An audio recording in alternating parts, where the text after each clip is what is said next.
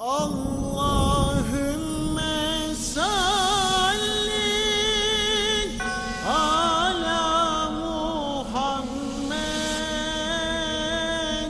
Allahümme salli. Allahümme salli ala Muhammed. Allahümme barik ala Muhammed. Allahümme salli ala Muhammed. Allahümme barik ala Muhammed. Muhammed. Allahümme salli ala Muhammed. نام من تانگوا موسیس است و انجینیری از KNUST هستم. من باید به خاطر فعالیت هایتان تشکر کنم و آرزوی موفقیت برای هدفی که دارین میکنم. لطفاً در صحبت هایتان درباره داستان عیسی بیان کنید. طوری که شما باور دارید عیسی توانایی ای را داشت که به مرده زندگی دوباره بدهد. و ما باید بگویم که در تمام ادیان ذکر شده وقتی که یک شخص بمیرد او دیگه زندگی کردن نمیتواند. اگر عیسی به شخص مرده زندگی دوباره میداد، آیا او خودنمایی بوده است؟ به خاطر که او شخص دیگه زنده بوده نمیتونه. پس به خاطر چی او مرد را دوباره زنده کند؟ چون او باز خواهد مرد. اگر شخص دوباره بمیره، آیا این کار خودنمایی نیست؟ پس چی است؟ یا او زنده میماند و دیگه هیچ وقت نمیمیره؟ برادر ما یک سوال خوب کرد که ما مسلمان ها باور داریم که حضرت عیسی به مرده زندگی میداد. اگر حضرت عیسی به مرده زندگی میداد، یک شخص فقط یک بار میمرد. پس عیسی به خاطر خودنمایی خود به مرده زندگی میداد؟ چرا این کار میکرد؟ ما امرایت موافق هستم که هر شخص فقط یک بار میمیره. در سوره آل عمران جزء 3 آیه 185 میگه کل نفس ذائقة الموت، یعنی هر شخص باید مرگ تجربه کنه. و قرآن درباره عیسی میگه که به اذن الله، با نام خدا بلند شد و مرده زنده میشد. در انجیل و متا. اما تمام معجزاتی که توسط پیامبران صورت می گرفت از آدم تا حضرت محمد صلی الله علیه و آله و سلم تمامشان توسط خدا انجام می شد. اونا را پیامبر انجام نمیداد بلکه توسط خدا انجام می شد. وقتی حضرت یونس در دریا نمرد، او معجزه کی بود؟ توسط خدا صورت گرفت، به خاطر ثابت کردن برای پیروانش که او فرستاده خداست. وقتی که انجیل بخوانی این حقیقت میبینی. یک بار نزد حضرت عیسی یک مرد مرده بود. 2 خواهرش آمدن و گفتن لطفاً برادر ما را نجات بده. خواهش کردن. پس حضرت عیسی به درگاه خدا دعا کرد. فقط تو دعای مرا میشنوی. او گریه کرد. تو کی هستی؟ ای که ای را نجات داده میتونی. کمکم کن تا ای خواسته را برآورده بسازم. او به درگاه خدا دعا کرد که من از خدا میخوایم او مرده را دوباره زنده کنه. حضرت عیسی با درگاه خدا دعا کرد تا مرده زنده شود. مرده زنده میشد. او توسط خدا زنده میشد. پس تمام معجزاتی که اتفاق میافتاد توسط خدا انجام داده میشد و حضرت عیسی یک فرستاده خدا بود. او با درگاه خدا دعا کرد. تمام معجزاتی را که عیسی انجام داد، حضرت یونس انجام داد و حضرت محمد انجام داد، تمام اینا معجزات واضح خداوند است که پیروانش بدانه اونا فرستاده های خدا هستن. این در انجیل ذکر شده که در کتاب عمل جزء 2 آیه 22 ای را گوش کنه. جیزس آف نزرت تمام معجزات ثابت کننده خدا در بین شماست. با عجایب معجزات و نشانه خدا نشان میده و تو شاهد او هستی. درست است؟ در کتاب عمل جزء 2 آیه 22 پیام اسرائیل ای را گوش کنن. جیز آف د نزرت تمام معجزات ثابت کننده خدا در بین شماست. با عجایب معجزات و نشانه خدا نشان میده و تو شاهد او هستی.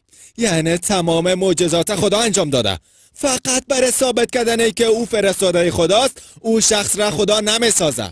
او شخص را همه کاره نمیسازه. تمام چیزایی که توسط پیامبر انجام داده شده اونا در اصل توسط خدا اتفاق افتاده با عنوان علامت تا نشان بده که او فرستاده خداست. این جواب سوال شما بود. اگر یک شخص 2 بار بمیرد؟ اگر یک شخص 2 بار بمیره معنای معجزه، یعنی استثناء در قانون. در انجیل آمده که عیسی از خدا چیزی خواست اما خدا انجام نداد. میبخشن؟ در انجیل آمده پیش از این که عیسی غیب شود، عیسی بسیار مردد شده بود. از خدا خواست او را از این مشکل نجات بدهد، اما خدا خواست او را قبول نکرد. یعنی خدا تمام خواست انبیا و مخصوصا عیسی علیه السلام را برآورده نمیکرد و قبول نمیکرد. حالی من فکر نمیکنم که عیسی به مرده بگوید زنده شو و خدا مرده را زنده کند.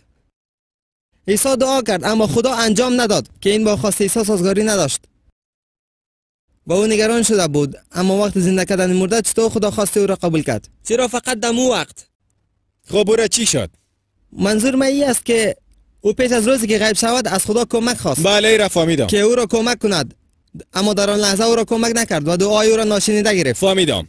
سوالایتان دانه به دانه جواب میتونم، درست است؟ اول سوال اول، آیا یک شخص دوبار مرده میتونه؟ بله. معجزه به کاره گفته میشه که غیر طبیعی باشه. وقتی که یونس در دریا زندگی کرد و غرق نشد طبیعی نبود، پس او معجزه است. درست است؟ همه قسم وقتی عیسی مرده را زنده میکنه و انسان یک بار میموره، وقتی عیسی مرده را زنده کنه پس دوبار زنده کردن معجزه میشه دیگه. معجزه‌ای که توسط خدا انجام داده میشه. به طور مثال یک آدم از پدر و مادر تولد میشه، درست است؟ بله استاد. اما با وجود آمدن حضرت عیسی بدون پدر، این یک معجزه از خدا است. معناش این است که عیسی خدا باشه، اما عیسی یا میگه نه او پدر نداشت پس او خدا است. در جواب او در سوره آل عمران جزء 3 آیه 59 گفته شده که عیسی را نیز چنین آفریدم، قسمی که خدا آدم از خاک ساخت و گفت برخیز، او بلند شد. گفت شما میگید که حضرت عیسی به خاطر که پدر نداره خدا است، پس حضرت آدم خدای خدا است؟ او نه پدر داشته نه مادر. ببخشید من عیسی نیستم، اما من میگم من جواب سوال شما را ندادم. اگر سوال میکنی باید منتظر جواب باشی. وقتی سوال کردی برای جواب منتظر باش. بعد از شنیدن جواب میتونی گپ بزنی. درست است؟ تو باید قانون رعایت کنی. درست است، میبخشید. پس وقتی عیسی با کمک خدا مرده را زنده میکرد و به او جان دوباره میداد، او یک معجزه بود. او شخص دوباره میمرد. حالا میایم به حضرت عیسی که خودت همین لحظه گفتی عیسی قبل از اینکه غیب شوه مردد شده بود و از خدا خواست که این مشکل از ما دور بساز. او دعا کرد. چی اتفاق افتاد؟ خدا او را حفظ کرد. خدا او را حفظ کرد. وقتی که او با یک انسان عادی زندگی میته نمیتونه پیامبر خدا حفظ کنه؟ خدا او را حفظ کرد که عیسی در اونجا زنده ماند. مطابق انجیل حضرت عیسی در اون لحظه نمرد و من را برای شما ثابت میکنم. اگر انجیل متی را بخوانی در جزء 12 آیه 38 مردم از عیسی خواستن که لطفاً به ما معجزه و علامت نشان بده. عیسی میگه که داستان یونس. برادر با ما گوش میکنی یا نه؟ انگلیسی میفهمی؟ بله میفهمم. سوال میکنی وقتی ما جواب میتم تو باز داخل گپ میشی. لطفاً این چیزی که میخواین بگوین که برای خاص خود گریه کرد من میفهمم. وقتی میفهمی نباید سوال کنی. نه منظور سوال من برادر بان که من گپ خدا بگویم. اگر تو سوالای مرا میشنیدی تا حال مسلمان شده بودی. اگر تو سخنرانیای مرا گوش میکردی همیال کلمه شهادت میخواندی. من بسیار زیاد به شما احترام دارم. ببخشید؟ من به سخنان شما احترام دارم و دوست دارم. خوب است من باز امرایت گپ میزنم. اول جواب بشنو. وقتی که عیسی به درگاه خدا گریه کرد یک روز پیش از اینکه کشته شود خدا چی کرد؟ خدا او را نجات داد. انجیل متی جزء 12 آیه 38 تا 40. وقتی مردم گفتن با ما معجزه نشان بده، حضرت عیسی گفت اگر خرد و کلانتان به خاطر معجزه تلاش کنن معجزه به شما نشان داده نمیشه. بجز معجزه یونس قسمی که یونس 3 شب و 3 روز در شکم ماهی بود، همانطور 3 روز 3 شب اولاد آدم در زمین خواهد بود. حالا هر عیسایی داستان یونس میفهمه. در انجیل داستان یونس که بخوانید ایره میفهمین که خدا به حضرت یونس امر کرد که به جوپا برود و پیام مرا برساند. اما حضرت یونس گفت که مردم جوپا پیام تو را نخواهند شنید و به نینوا رفت. وقتی او به کشتی در نینوا رفت دریا طوفانی شد. اونا گفتن به خاطر آرام کردن طوفان باید یک نفر او را آرام کنه و قربانی بده. او یک خرافات بین اونا بود. پس اونا در بین خود قرعه کشی کردن. اما حضرت یونس گفت من داوطلب میشم تا به دریا برم. اونا دست پای داوطلب نمشکستاندن یا او را توته نمیکردن. داوطلب از داخل کشتی با دریا می انداختن. وقتی اونا یونس از کشتی انداختن آیا او زنده بود یا مرده؟ مطابق انجیل او زنده بود. ما از انجیل سوال میکنم نه از دانش خودت. زمانی که یک انسان عادی در طوفان انداخته شوه یا در دریا انداخته شوه، خب پس به طور عادی او شخص باید بمره. قانون است. اما نسبت به انجیل یونس زنده بود یا مرده؟ وقتی که یونس در دریا رفت زنده بود یا مرده؟ زنده بود یا مرده؟ جواب بده. مطابق انجیل او زنده بود. مطابق انجیل زنده بود. بسیار خوب. یک ماهی آمد و او را قورت داد. حال ماهی یک آدم بخوره، او آدم باید بمره یا ای که زنده میمانه؟ بازم زنده بود. مطابق انجیل همچنان زنده بود. معجزه معجزه معجزه. وقتی در دریا انداخته شد زنده بود. در طوفان باید میمرد اما زنده بود. ماهی آمد او را خورد، باید میمرد اما نمرد. معجزه معجزه. 3 روز و 3 شب ماهی او را در دریا گرداند. از خاطر خفگی باید میمرد. یونس زنده بود یا مرده؟ جواب بده. زنده بود یا مرده؟ مطابق انجیل زنده بود. یک معجزه. مطابق انجیل، نه مطابق دکتر. معجزه معجزه معجزه.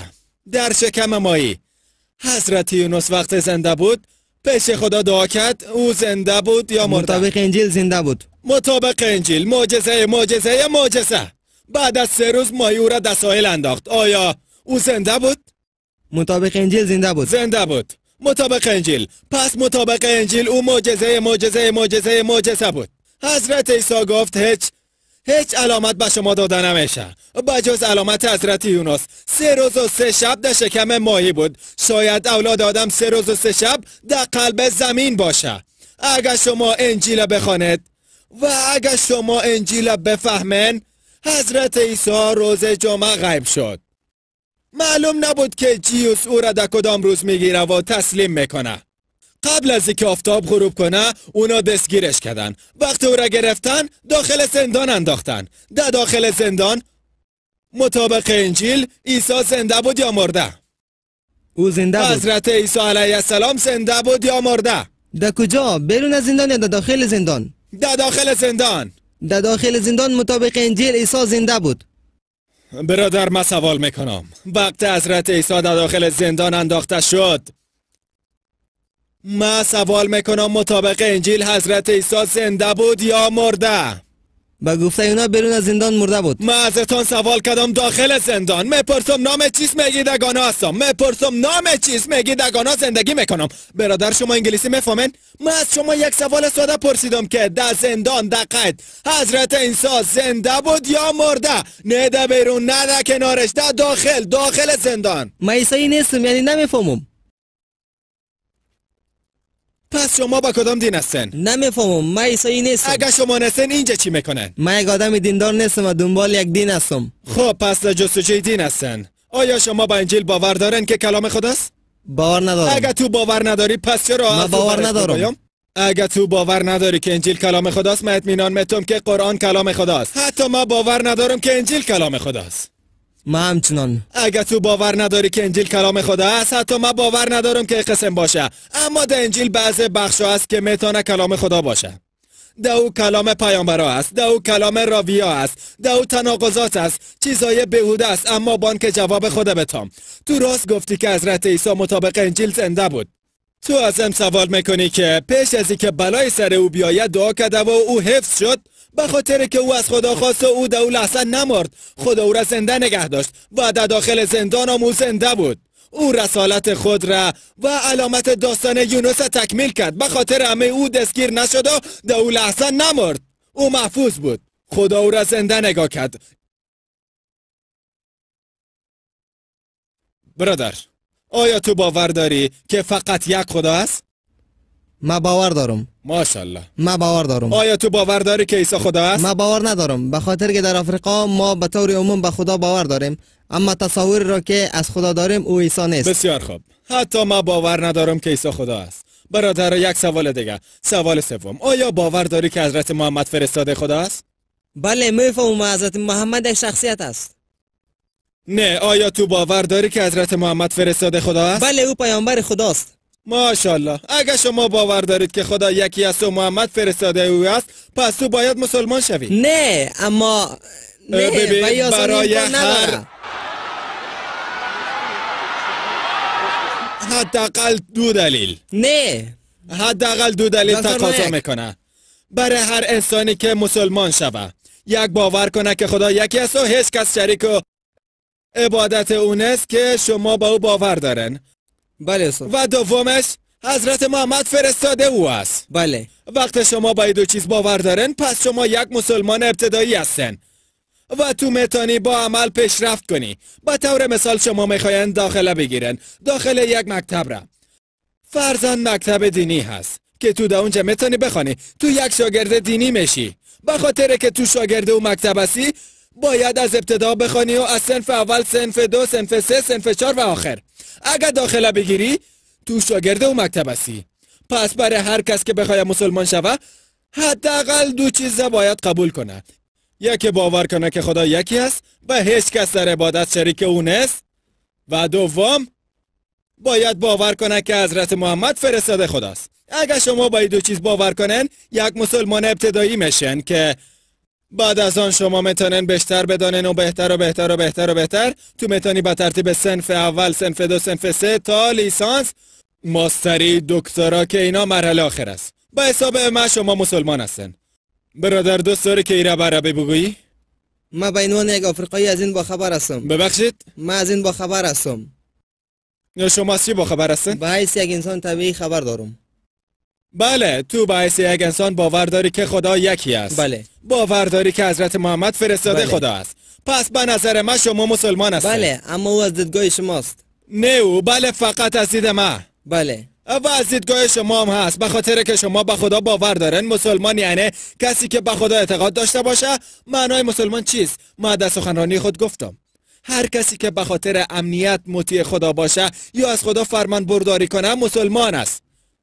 پس شما به خدا اعتقاد دارید که خدا یکی است، درست است؟ ما باور دارم. و تو باور داری که حضرت محمد فرستاده بله، باور اوست. دارم که او. پس شما یک مسلمان ابتدایی هستی و با عمل کردن و تعقیب کردن میتونی زیادتر به خدا نزدیک شوی. اما اینا کافی نیست. شما باید باور کنی که حضرت محمد فرستاده خدا است. وقت وارد راه اسلام میشی. من از شما سوال کردم و شما با انگلیسی جواب بله. بدین. ای که هیچ کس قابل عبادت نیست بجز الله، و شما گفتن که حضرت محمد فرستاده خدا بله. است. حالا میتونی اینا را به عربی بگویی؟ چی بگویم؟ چیزی را که به انگلیسی گفتن. آیا دوست داری که به عربی بگویی؟ ما عربی گپ زدن نمیتونم. من امرایت کمک میکنم. او آخرین و جامع ترین زبان ارتباطی است. دوست دارم که گپ بزنم. آیا میخوای شروع بله، کنی؟ دوست دارم. آیا کسی شما را مجبور میکنه؟ نه. تو این کار را با خواست خود میکنی؟ این چیزی است که ما باور دارم. یعنی شما با خواست خود انجام بله، میتین؟ بله. تو باور داری که محمد فرستاده ما خداست؟ باور دارم که او است. آیا کسی با شما پول میته؟ نه. درست است. ما به عربی میگم و شما تکرار کنن. درست است. اشهدو اشهدو الله الله اله اله الا الله الا الله و اشهدو و اشهدو ان ان محمدا محمدن عبده عبده و رسوله. و رسوله. من شهادت میدهم من شهادت میدهم که که هیچ معبودی جز الله هیچ معبودی جز الله وجود ندارد وجود ندارد و و شهادت میدهم شهادت میدهم که حضرت محمد حضرت محمد فرستاده خدا فرستاده خدا و بنده خدا هست. و بنده خدا است. ماشاءالله تو یک مسلمان هستی. از خداوند پاک میخوایم که به شما در این دنیا و آخرت اجر نصیب کنه. من با درگاه خدا دعا میکنم از اینکه شما مسلمان شده این تمام گناه گذشته شما بخشیده شود. ما از خدای بزرگ و مهربان میخوایم که با شما در این دنیا و در آخرت خوبی کنه. به هر اندازه که شما تحقیق کنن به همون اندازه شما این دنیا بهتر میشناسن. و من میخوایم که شما فیلم های مرا ببینن و از دوستان میخوایم که به شما کتاب بتن. من 3 کتاب در اینجا در کماسی دارم. بای برادر عزیز ما 3 کتاب بتن و من دوست دارم که به شما یک نسخه از قرآن بتم. آیا یکی از دوستان میتونه یک نسخه از قرآن برام بته؟ آیا یکی از دوستان میتونه که یک قرآن ترجمه شده برام بیاره؟ لطفاً یک چند نسخه را بالای میزم بیاره. بله برادر میتونی بیایی و قرآن خود بگیری.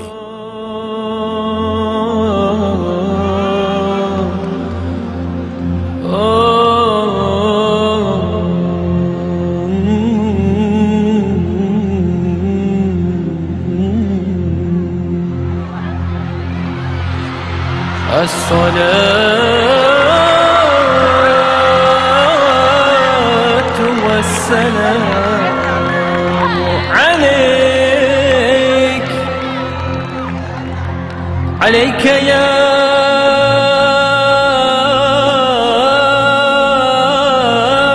سيدي عليك يا. برادرم گفت که خدا مرا حفظ کنه و من میخوایم که به خاطر او تشکر کنم، به خاطر که یک بار اگر شما مسلمان شوین تمام گناههای گذشته شما بخشیده میشه و من از شما میخوایم که برم دعا کنن و تو گفتی خدا مرا حفظ کنه. از شما تشکر میکنم. از خدا میخوایم که شما را برای راست هدایت کنه و شما را یاری کنه، اعضای خانواده و دوستای تو را برای راست هدایت کنه و حتی این کشور خوبگانا را به طرف راستی، امنیت و آرامش هدایت کنه. اللهم صل على محمد اللهم صل اللهم صل على محمد اللهم بارك على محمد اللهم صل على محمد اللهم بارك على محمد محمد اللهم صل على محمد. نام من ماگ منسو است. شاگرد مکتب سیاه میدیا چینیا هستم. در سخنرانی خود گفتن که حضرت محمد 25 مرتبه مسئله عیسی را در قرآن بیان کرده، اما من شک دارم. میخوایم حقیقت را بفهمم با دیدن آن آیات در قرآن، اما مشکل اینجاست مسلمان های عیسوی را نمیمانند که به قرآن دست بزنند. پس من چطور حقیقت را بفهمم؟ ماشاءالله، برادر ما یک سوال خوب کرد. گفت من در سخنرانی‌های سوال و جواب خود گفتم که کتابی را که حضرت محمد آورده 25 مرتبه نام عیسی در او ذکر شده، اما مسلمان ها اجازه نمیتن که به قرآن دست بزنیم. این مسلمان ها جاهل هستند. شما این مسلمان ها را ببخشید که نمیمانند به قرآن دست بزنن، چون قرآن فقط برای مسلمان ها یا پیروانش نازل نشده بلکه برای تمام بشریت است. قرآن در سوره ابراهیم جزء 14 آیه 1 میگه ما قرآن را بر حضرت محمد نازل کردیم تا بشریت را از تاریکی به طرف روشنایی راهنمایی کنه. خداوند در قرآن سوره ابراهیم جزء 14 آیه 52 میگه این یک پیام برای تمام بشریت است. اجازه بدن آگاه شوند، بگذارین تا بدانند فقط یک خدا است. قرآن در سوره بقره جزء 2 آیه 185 میگه رمضان ماهی است که در آن قرآن نازل شد به حیث راهنمای بشریت، به عنوان یک مرحله که راست را از دروغ قضاوت کند. خداوند در قرآن سوره الزمر قسمت 39 آیه 41 میگه من قرآن را بر حضرت محمد نازل کردم تا بشریت را تعلیم دهد. پس برادر، قرآن برای تمام بشریت هست و ما به شما یک نسخه قرآن را میتم. شما قرآن خواندن میتوانید و حضرت محمد نامه ها را به پادشاهان غیر مسلمان فرستاد، آنها را به اسلام دعوت کرد و او آیه های قرآن را نوشته بود. سوره آل عمران جزء 3 آیه 64 در پناه ما بیا وقتی که شما را خواستیم. اکثریت پادشاهان غیر مسلمان پذیرفتند، بعضی‌هایشان نامه را پاره کردند و حتی بعضی‌هایشان او را زیر پایشان کردند. وقتی حضرت محمد آیه قرآن را داد، پس من چرا این کار کردن نتانم؟ برادر، یک سوال دارم. آیا شما باور دارین که خدا یکی است؟ بله لطفاً. آیا باور دارید حضرت عیسی خداست؟ شما باور دارید که عیسی خدا است یا عیسی فرستاده خدا است؟ راستش او فرستاده خدا است. بسیار خوب، ماشاءالله. آیا باور دارن حضرت محمد فرستاده خدا است؟ آیا باور دارن که او فرستاده خداست؟ من میخوایم خودم تحقیق کنم. ببخشید؟ من هنوز باور ندارم. کدام قسمت سخنرانی ما شما را قانع نساخت؟ ببینید شما باید تحقیق کنید، درست است. برام بگوین درباره کدام قسمت میخواین تحقیق کنین، من کمک میکنم. لطفاً اون موضوع بسیار وقت مرا خواهد گرفت. وقت زیاد میگیره، با شما وقت میتم. برادر، شما را دوست دارم. شما را دوست دارم. میفهمم. ببخشید؟ میفهمم. من شما را دوست دارم.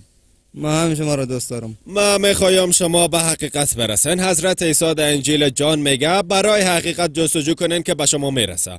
من 1 ساعت و 25 دقیقه سخنرانی کردم. از انجیل ثابت کردم که حضرت محمد در عهد قدیم و در عهد جدید معرفی شده است. همچنان حضرت عیسی درباره حضرت محمد گفته. حالا شما به حضرت محمد باور میکنید؟ آیا باور میکنید؟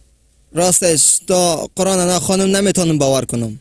من میخوایم به شما یک نسخه قرآن بتم. شما سر استیج بیاین، به شما یک نسخه قرآن را میتم. انشاءالله میخوایم شما بخونن اعتراف کنین. لطفا اینجا بیاین.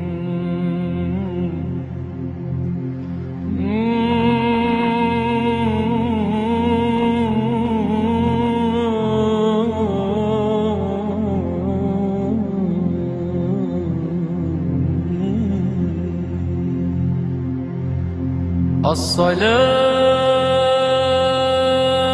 والسلام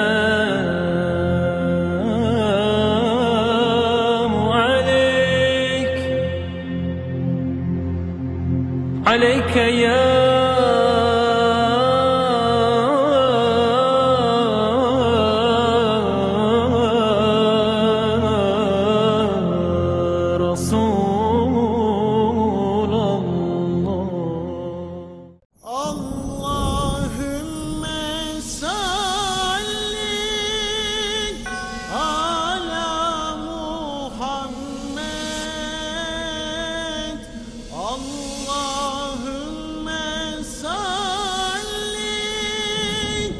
اللهم صل على محمد اللهم بارك على محمد اللهم صل على محمد اللهم بارك على محمد محمد اللهم صل على محمد. سوال بعدی را خواهر ما میپرسن.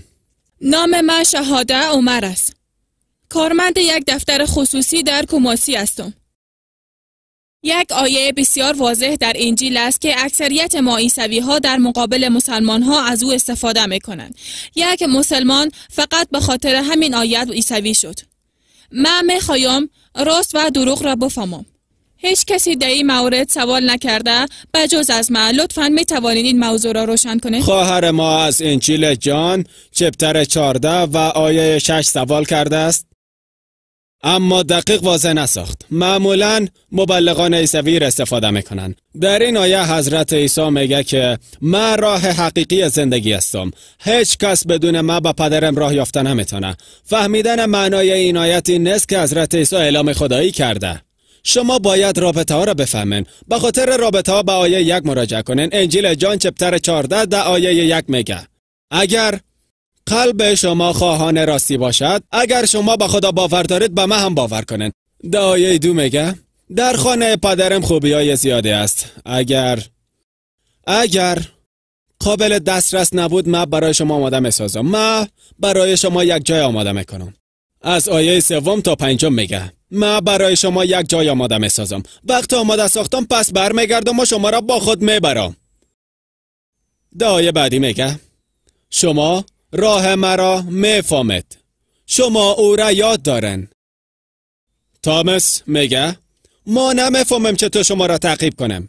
کدام راه را پیش بگیرم. در اینجا حضرت عیسی میگه من راه حقیقی زندگی هستم. هیچ کس بدون وجود ما با پدرم رسیدن نمیتونه. هر پیامبر در عصر خود راه حقیقی زندگی بوده. هیچ کس به خدا بدون راهنمایی های پیامبر رسیدن نمیتواند. حضرت موسی در عصر خود راه واقعی زندگی بوده و هیچ کس بدون حضرت موسی به خدا رسیدن نمیتونست. حضرت عیسی در عصر خود راه واقعی زندگی بوده و هیچ کس بدون او به خدا رسیدن نمیتونست. در عصر خود راه حقیقی زندگی بوده. و حالا حضرت محمد راه واقعی زندگی هست و هیچ کس بدون او به خدا رسیدن نمیتونه و ما باید از او پیروی کنیم. و معنایش این است که او خدا هست. این یعنی حضرت عیسی میگفت اگر شما میخواین به خدا برسن پس بر راهنمایی های من عمل کنن. پس هیچ مشکل وجود نداره. ما باور داریم که حضرت عیسی فرستاده خدا است. انشالله جوابتان گرفتن.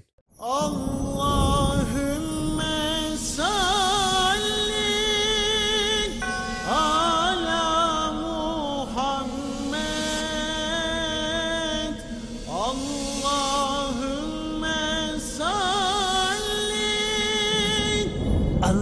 اللهم صل على محمد اللهم بارك على محمد